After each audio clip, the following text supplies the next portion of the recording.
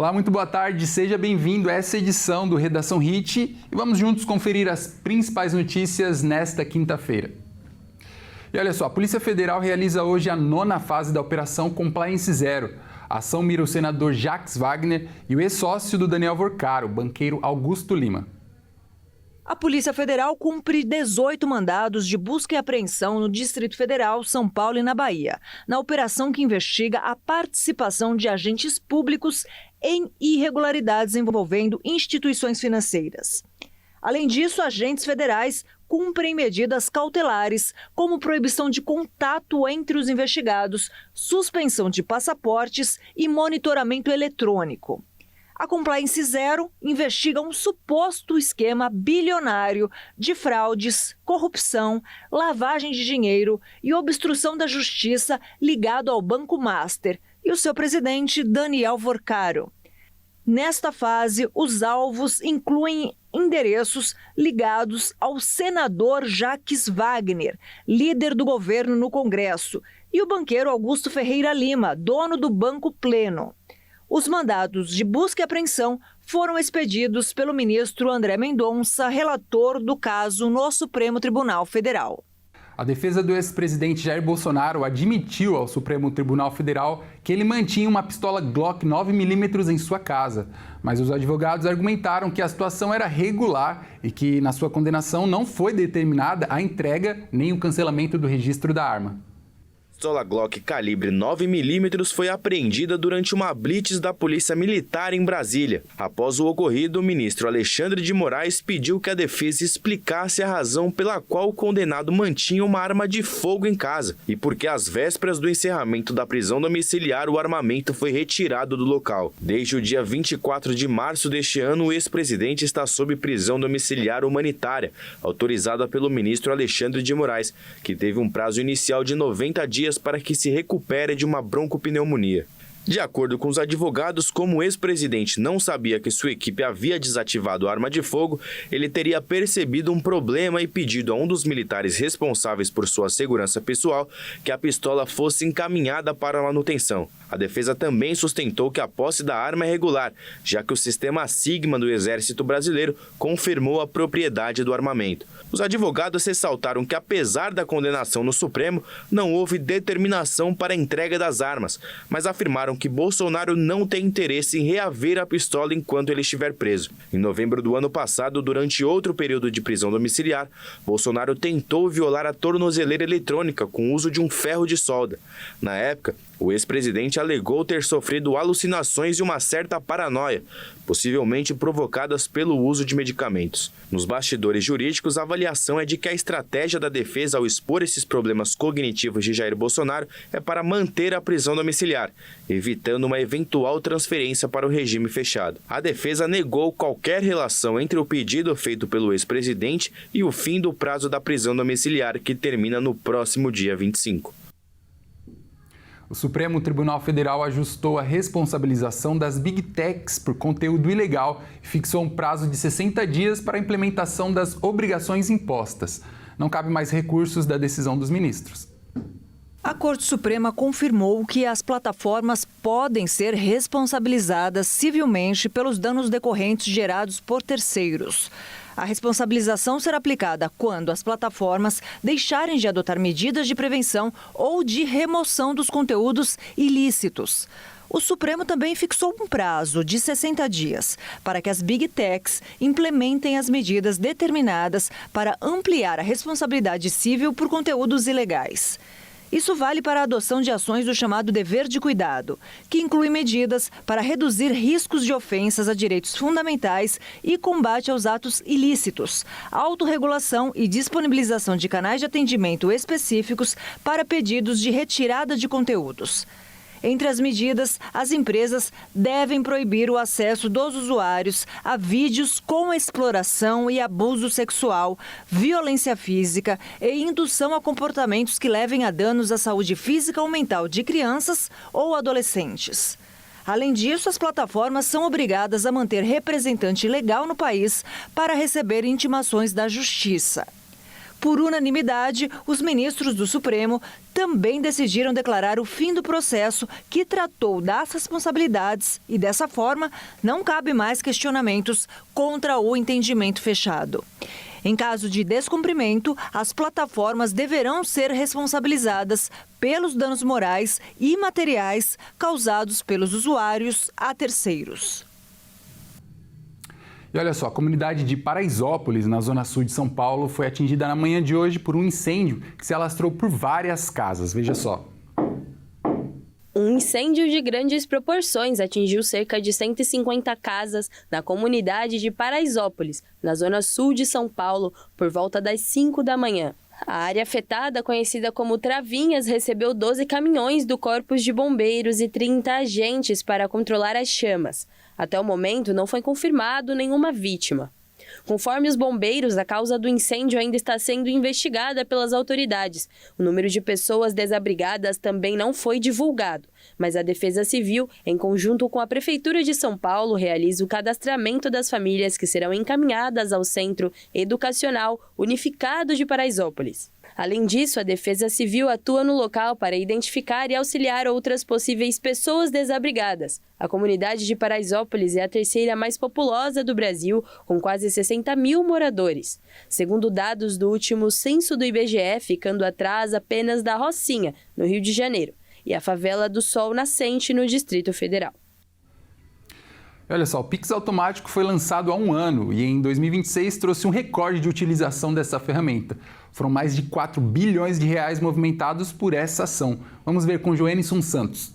Um ano após ser lançado pelo Banco Central, o Pix automático registrou recorde de utilização no Brasil. Somente em maio deste ano, a modalidade movimentou mais de 1 bilhão de reais e somou cerca de 2 milhões e 800 mil transações. Os números mostram um avanço expressivo em relação ao início de 2026, quando o sistema registrava menos de 1 milhão de operações mensais. No acumulado deste ano, o Pix automático já movimentou mais de 4 bilhões de reais. A ferramenta permite que o consumidor autorize uma única vez o pagamento recorrente de contas e serviços, como mensalidades, assinaturas, energia elétrica, telefonia e plataformas de streaming. Depois da autorização, as cobranças são feitas automaticamente nas datas definidas pelo usuário. O cliente também pode cancelar a autorização a qualquer momento diretamente pelo aplicativo da instituição financeira. Segundo o Banco Central, a modalidade pode beneficiar brasileiros que não possuem cartão de crédito e reduzir o risco de atrasos por esquecimento. O Pix automático funciona de forma semelhante ao débito automático, mas com menos exigências para empresas e instituições que oferecem o serviço. A expectativa do mercado é que a modalidade continue ganhando espaço nos próximos meses. Bom, e olha só essa história. Um falso bilhete premiado de 8 milhões de reais levou uma idosa a perder 4 mil dólares nas mãos dos criminosos no Mato Grosso do Sul. Quem conta essa história é o Wellington Pael. 2 homens foram presos suspeitos de aplicar o golpe do falso bilhete premiado em uma idosa na capital sul-mato-grossense. A vítima perdeu 4 mil dólares em espécie e mais de 11 mil reais em saques bancários antes de conseguir pedir ajuda. Conforme o depoimento de um dos suspeitos, a escolha da vítima foi aleatória, próximo a um laboratório médico no centro de Campo Grande. A idosa estava acompanhando uma parente que realizava um exame quando foi abordada por um dos homens, que perguntou onde ficava uma loja de máquinas de costura e disse ter ganhado na rifa. Em seguida, um segundo homem se aproximou e afirmou que trabalhava na região. O primeiro, então, apresentou o suposto bilhete premiado e o segundo disse ser um bilhete de loteria. Para convencer a vítima, um dos suspeitos ligou para um suposto 0800 da Caixa Econômica Federal em viva voz. Uma atendente confirmou que o prêmio seria de 9 milhões de reais. O suspeito então afirmou que sua religião não permitia receber aquele valor e disse que poderia vender o bilhete. O segundo homem se ofereceu para comprá-lo e os dois passaram a envolver a vítima nessa negociação. Eles levaram a idosa de carro até a casa dela, onde a servidora aposentada pegou os 4 mil dólares em um cofre. As imagens foram gravadas pelas câmeras de segurança da residência da idosa. Querendo mais dinheiro, os acusados foram até a agência bancária da vítima, localizada no Tribunal de Justiça de Mato Grosso do Sul. Ao chegarem, os homens ficaram no carro enquanto a mulher entrou. Em um momento de lucidez, ela foi diretamente ao gerente da agência e contou estar sendo vítima de um golpe. Um policial militar que trabalha na segurança foi até o carro, onde houve uma tentativa de abordagem. Já com a idosa dentro do veículo, a dupla arrancou com o automóvel. O policial, então, fez um disparo que atingiu o carro. Pouco tempo depois, os suspeitos pararam e abandonaram um veículo com a vítima, fugindo para uma área de mata no Parque dos Poderes. Assim, equipes do BOPE, Batalhão de Choque e Garras foram até o local e prenderam os suspeitos em flagrante. A vítima contou à polícia que durante essa abordagem em frente à clínica, um dos suspeitos lhe ofereceu água. Ela acredita ter sido drogada e perdido os sentidos durante parte do tempo em que estava com os golpistas.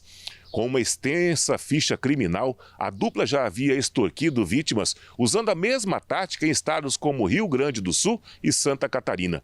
Segundo a Polícia Militar, Maicon José Colbert, de 35 anos, é alvo de mandato de prisão e acumula antecedentes por estelionato, associação criminosa e também lavagem de dinheiro. Já o comparsa, de 66 anos, Elton Rodrigues Lima, possui passagens por estelionato e falsificação de documentos.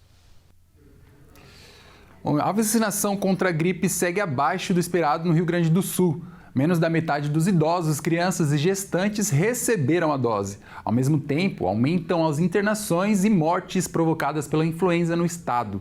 O repórter Diogo Lachmann é quem conta os detalhes. A chegada do inverno encontra o Rio Grande do Sul longe da meta de vacinação contra a gripe. Até agora, apenas 48% do público prioritário recebeu a dose de imunização, número bem inferior à meta do Ministério da Saúde, que é alcançar 90% de cobertura entre idosos, crianças e gestantes. O cenário mais preocupante é o das crianças. Apenas 36% foram vacinadas. É justamente os extremos de idade que concentram a maior parte dos casos graves. Das 1.478 internações por influenza registradas em 2026, 24% envolve crianças menores de 5 anos e 47% pessoas com mais de 60. A doença já provocou 126 mortes no estado neste ano e, segundo a Secretaria Estadual da Saúde, os casos seguem em crescimento. O alerta aumenta com a queda das temperaturas e o início do inverno, período de maior circulação dos vírus respiratórios. Até o momento, o Ministério da Saúde enviou cerca de 4 milhões de doses ao Rio Grande do Sul.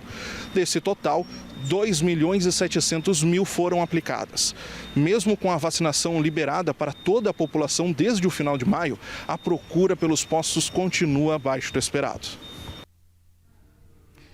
Bom, as canetas emagrecedoras criadas para quem tem diabetes são muito usadas para quem quer emagrecer. Mas existe uma novidade: o medicamento também pode ajudar as pessoas a reduzir eventuais comportamentos violentos. Vamos ver com o Anderson Nascimento. Um novo estudo divulgado nesta semana apontou uma associação entre o uso das chamadas canetas emagrecedoras e a redução de comportamentos violentos. A pesquisa foi realizada nos Estados Unidos e analisou dados de mais de 7.500 adultos para investigar como medicamentos da classe dos análogos de GLP-1 podem influenciar não apenas o controle do peso e do diabetes, mas também padrões de comportamento. Os pesquisadores compararam as respostas de usuários atuais dos medicamentos com as de ex-usuários. O levantamento avaliou fatores como impulsividade, consumo de álcool e envolvimento em situações de violência, incluindo brigas e agressões. Os resultados mostraram que a relação entre precipitações e comportamento violento foi cerca de 62% menor entre os usuários dos remédios. Já a associação entre consumo de álcool e atos violentos apresentou redução de aproximadamente 52%.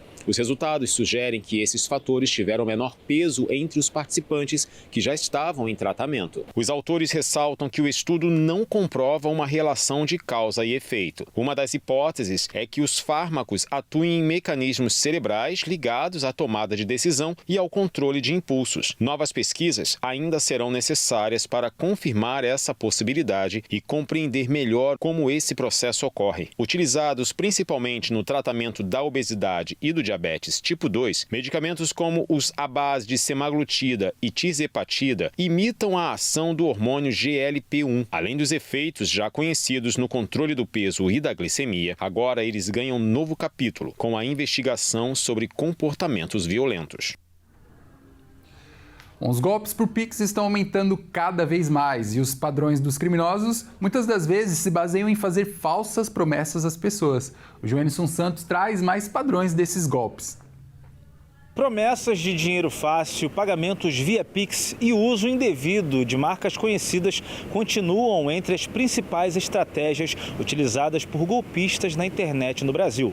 O alerta faz parte de um levantamento divulgado pelo Observatório Lupa, que analisou fraudes digitais registradas entre 2025 e 2026 para identificar os métodos mais utilizados pelos criminosos. Segundo o estudo, 71% dos golpes analisados ofereciam algum tipo de vantagem financeira, enquanto 74% utilizavam o nome de empresas, instituições ou personalidades conhecidas para dar aparência de credibilidade à fraude. Em cerca de um terço dos casos, o pagamento exigido era feito exclusivamente por Pix. Os pesquisadores identificaram que muitos crimes digitais repetem fórmulas já conhecidas, como falsas promoções, vagas de emprego inexistentes, brindes gratuitos e benefícios sociais fictícios. Essa repetição torna as fraudes mais previsíveis e abre espaço para a adoção de medidas preventivas mais eficazes pelos criminosos. As redes sociais continuam sendo a principal porta de entrada. Depois do primeiro contato, as vítimas costumam ser direcionadas para formulários ou aplicativos de mensagens. O WhatsApp apareceu em quase 65% dos golpes analisados pelos pesquisadores. Para os especialistas, compreender os padrões utilizados pelos criminosos é fundamental para ampliar a prevenção e reduzir o número de vítimas. A orientação é desconfiar de promessas de ganho fácil, conferir a origem das informações e evitar pagamentos ou envio de dados pessoais sem verificação prévia. E veja a seguir. Neymar não viaja com a seleção e está fora da próxima partida da Copa do Mundo. A reportagem completa você confere no próximo bloco. Nós voltamos já.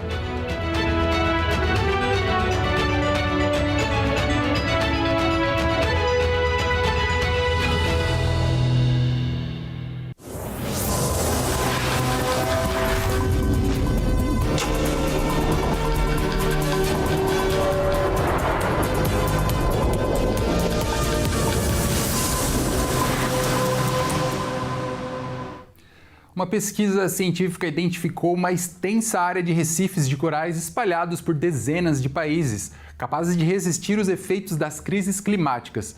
A descoberta pode ajudar os governos a adotarem medidas de conservação e proteção desses ecossistemas. Os recifes de coral, que abrigam uma boa parte de toda a vida marinha, vêm sofrendo com tempestades tropicais mais intensas, poluição e alguns episódios de branqueamento provocados pelo aumento da temperatura dos oceanos. Alguns cientistas chegaram a avaliar que esse processo era irreversível, mas a nova pesquisa apontou um cenário diferente. Uma análise que reuniu 45 mil levantamentos de corais e décadas de dados climáticos e oceânicos identificou recifes mais resistentes às mudanças climáticas em 71 países e 100 territórios, incluindo áreas do Caribe e dos oceanos Pacífico e Atlântico, que ainda não haviam sido reconhecidas. Atualmente, diversos países elaboram planos para colocar 30% de seus ambientes terrestres e marinhos sob proteção formal até o fim desta década. Com o novo mapeamento, os governos passam a ter mais informações para incluir esses recifes no planejamento de conservação.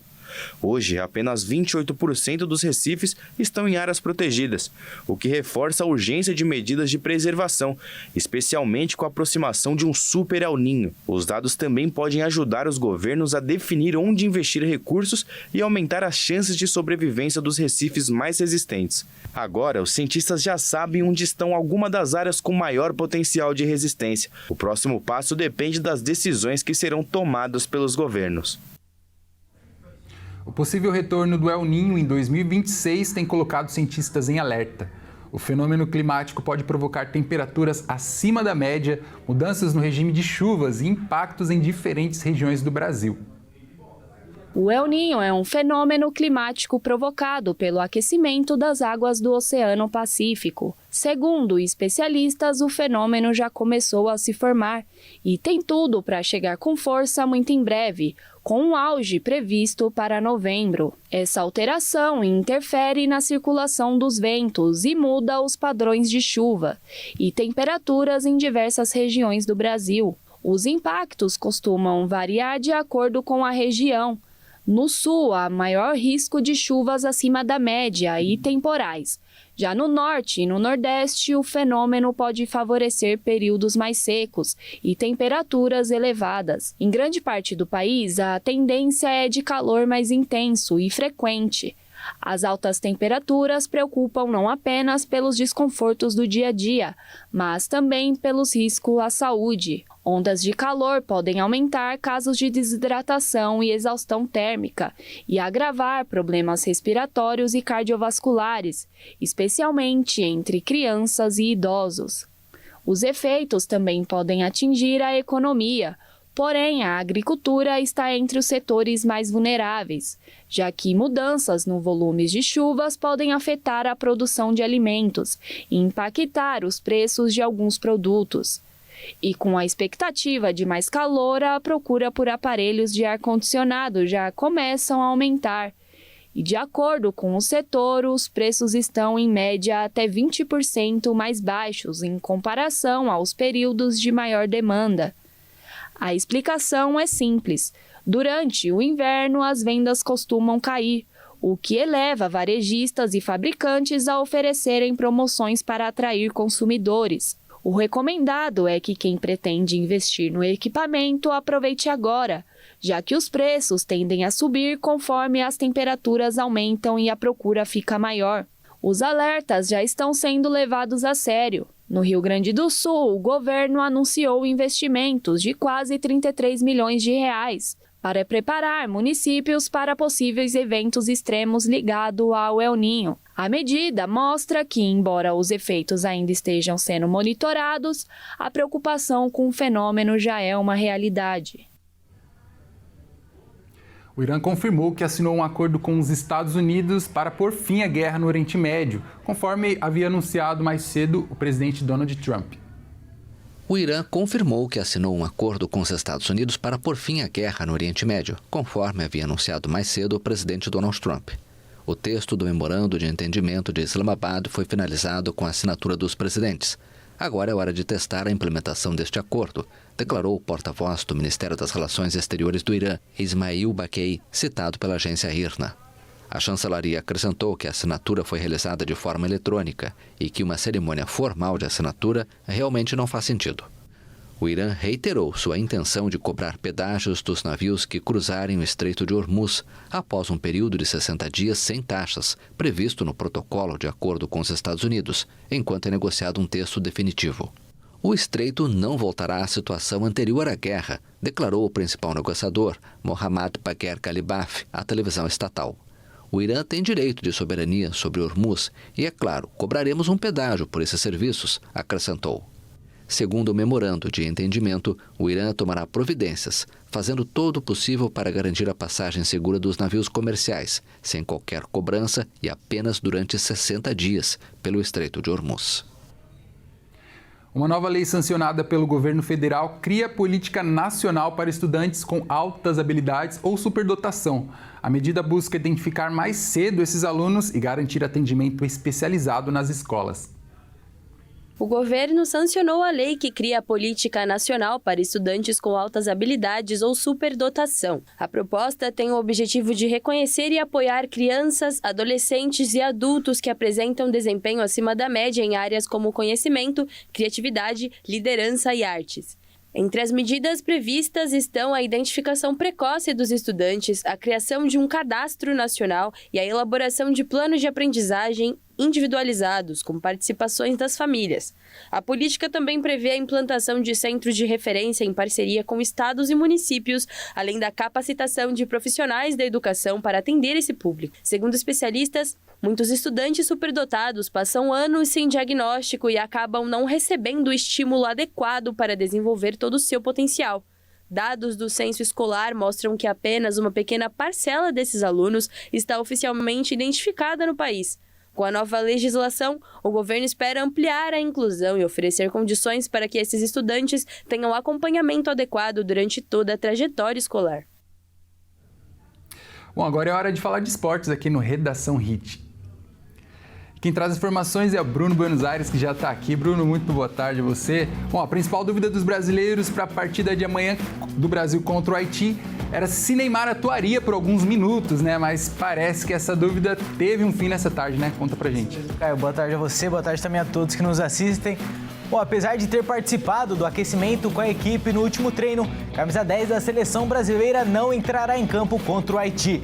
O atacante não viajou a Filadélfia com o elenco e segue em recuperação em Nova Jersey.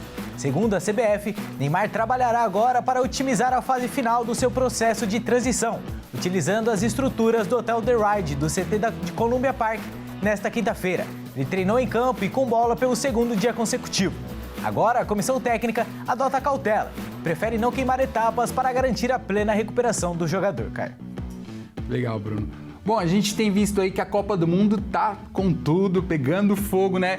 E nós tivemos aí partidas muito surpreendentes, né? Então, conta pra gente como foi esse último dia da primeira rodada aí, Bruno. Isso é como você falou, partidas muito surpreendentes. Bom, essa maratona de grandes jogos tem mantido a expectativa lá em cima do torneio. Ontem tivemos jogos emocionantes e atuações de destaques. Vamos conferir na reportagem. No último dia da primeira rodada da Copa do Mundo, outras grandes seleções fizeram suas estreias.